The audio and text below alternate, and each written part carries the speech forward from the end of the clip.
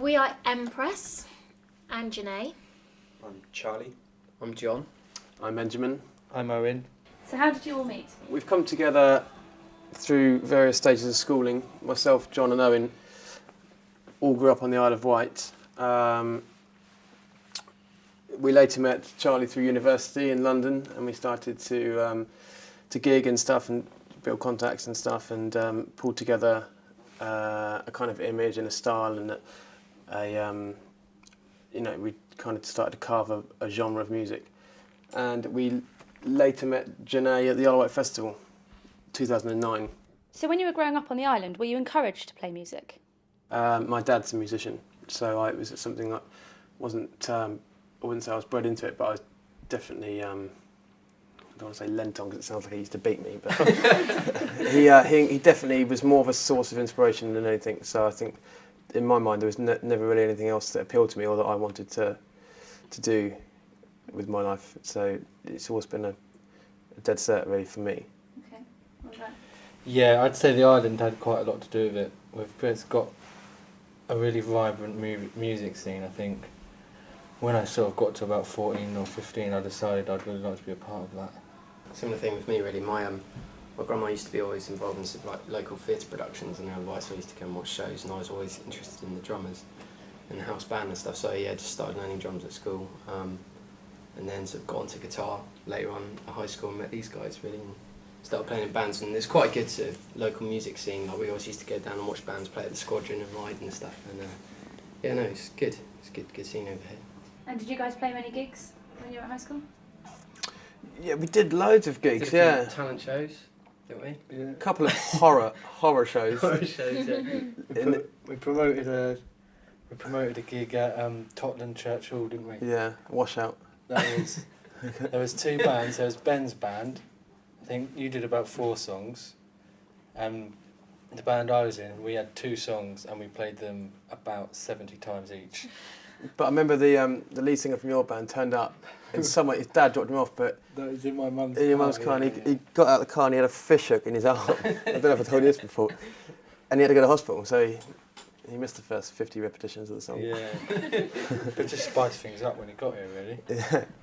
So you're based half here and half up in London. Are you more inspired in one location than in the other?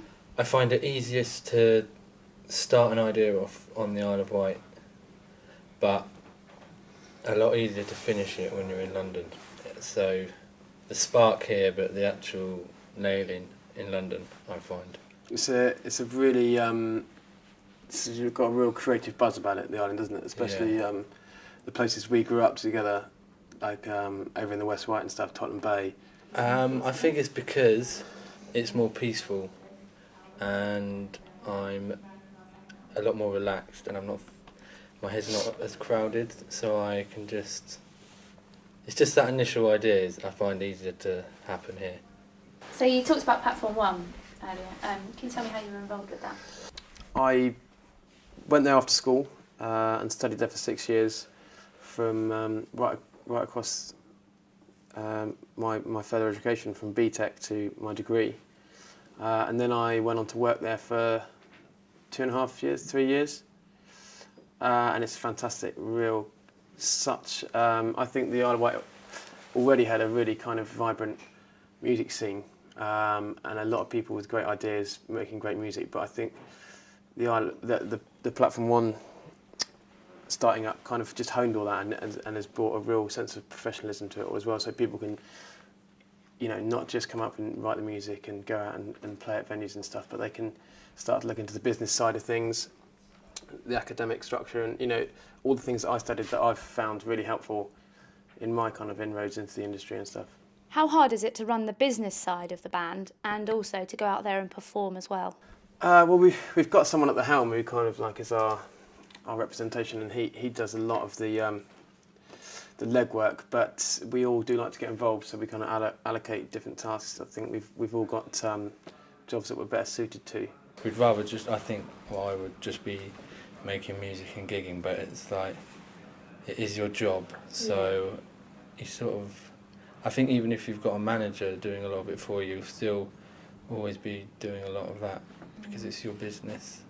Yeah, no one take a pride in it like Yeah. you do, I think. And the whole business side of it, I never had any idea how detailed and how difficult it was going to be. And almost like the gigging is the easy part, because it's something that comes natural to us when we get on stage and we perform, and it's second nature. But the business side can, although it's so integral, it just it is very difficult, and you need a really strong work ethic and to be really committed, because it's like I say, it's so important.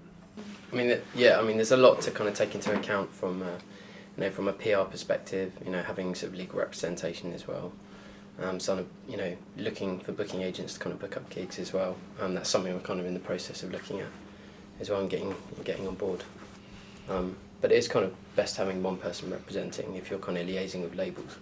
Even if you do have people that are given the responsibility of taking care of certain aspects of a band's career, that it's still in the artist's best interest really to maintain a kind of understanding of what's going on as much as physically possible. Really, I don't know, just because you, like I said, no one takes an interest as keen as you do.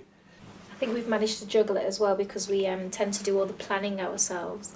So any outside and third parties who get involved, we kind of like tell them what we want, because we're not kind of like a manufactured band where we're not a S Club 7 or something where you put together, you're auditioned, and we're not kind of like that. So we kind of like know our musical style and how we want to look and stuff like that before we get other people involved. And I think it's important for us as a band to be portrayed the way that we want to come across. No, that'll be a big one for us, is to be able to retain as much creative control as we can. Yeah. So we're not put out as puppets, and we can decide how we want to look and how we want artwork, and that would be nice to retain that, wouldn't it? Yeah, definitely. This last year has gone quickly, but we have come really so far in every aspect of what we do. And just the other night we went to put a movie on, and in that DVD case was not the movie intended, but an old video of us playing about a year ago at White Air in Sandown, and it was pretty cringeworthy, really, watching it back. But it just shows you how far you can come in a relative short space of time, and how much you can achieve if you put in the hard graft.